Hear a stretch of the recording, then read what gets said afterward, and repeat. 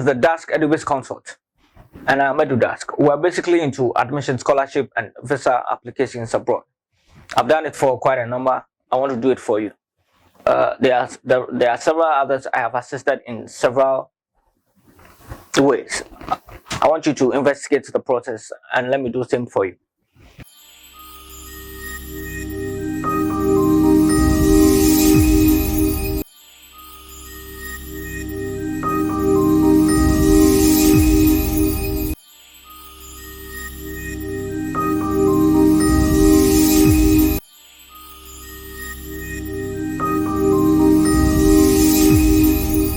While at it, I want you to take note of this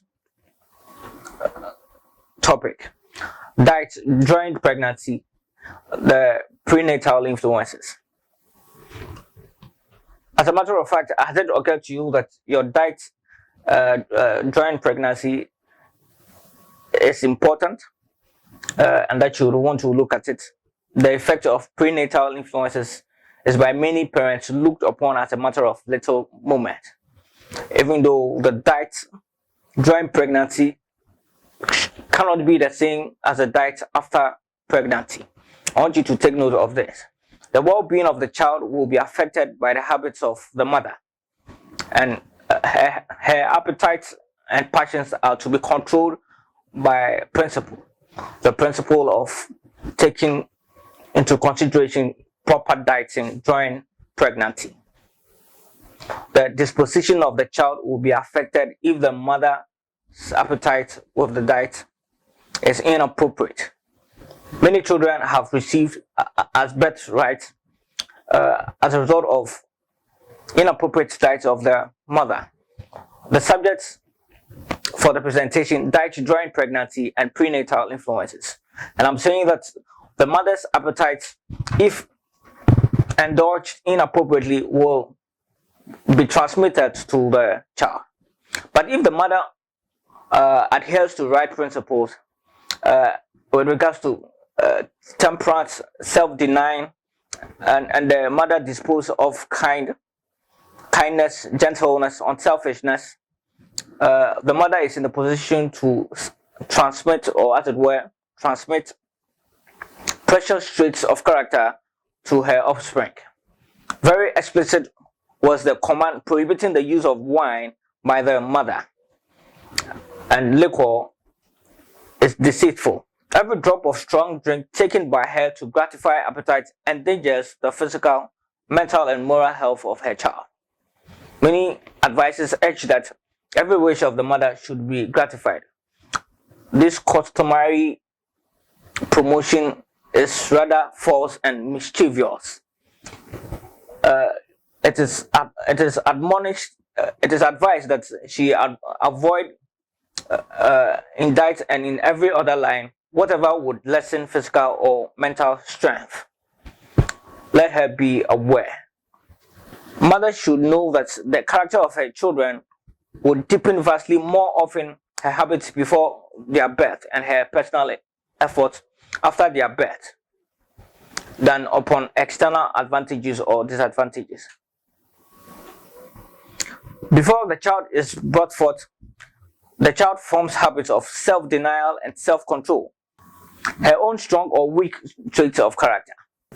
The pregnant woman should notice that there's a great change in her system, and it requires a greater amount of blood, and therefore an increase of blood of the most nourishing quality to convert into blood is needed. It is required of the man to eat healthily, to eat nutritious food. She cannot retain her physical strength, and her offspring is robbed of vitality. Her clothing also demands attention. She needs to take into consideration abundance of wholesome, nutritious.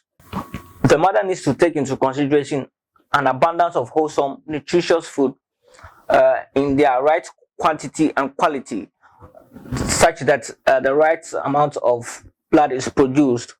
Her circulation will be poor and her child will lack in very same things. If she goes contrary to this, the prosperity of mother and child depends much upon good warm clothing, and a supply of nourishing food. Now, on the other hand, the idea that women, because of their special condition, may let the appetite run wild is a mistake based on custom, but not on sound sense. Customarily, it's been advised the pregnant woman to eat pickles, spiced food. Appetite alone is to be consulted, and the woman is so advised. If ever there is need of simplicity of diet and special care as to the quality of food eating, it is this important period. The woman cannot engage her appetite solely. She has to introduce a sense of responsibility in her dieting. Women who possess this principle and who are well instructed will not depart from simplicity of diet at this time of all others. They should not eat that which is innutritious and exciting simply because it tastes good. Those who allow the taste to rule will suffer the penalty of transgressing the laws of their being. The blood-making organs cannot convert spices, pickles, and diseased flesh meat into good blood. And if so much food is taken into the stomach that the digestive organs are compelled to overwork in order to dispose of it and to free the system from irritating substances, the mother does injustice to herself and lays the foundation of diseases in her offspring. If she chooses to eat as she pleases and what she may fancy, irrespective of consequences, she will bear the penalty, but not alone. Her innocent child must suffer because of her indiscretion. The pregnant woman should take note of the effect of overworking and taking impoverished diet. While this time should be a time of rest, to the extent that the woman is engaged in overworking, it introduces one of fatigue, one of sadness, and that of gloom, heating her own blood and imparts to it a bad quality of blood. The offspring is robbed of its vitality, robbed of physical and mental strength. And it is so advised that women take into consideration their dieting to produce healthy offspring. Share with me what your thoughts are. I can't wait to hear from you. Thanks.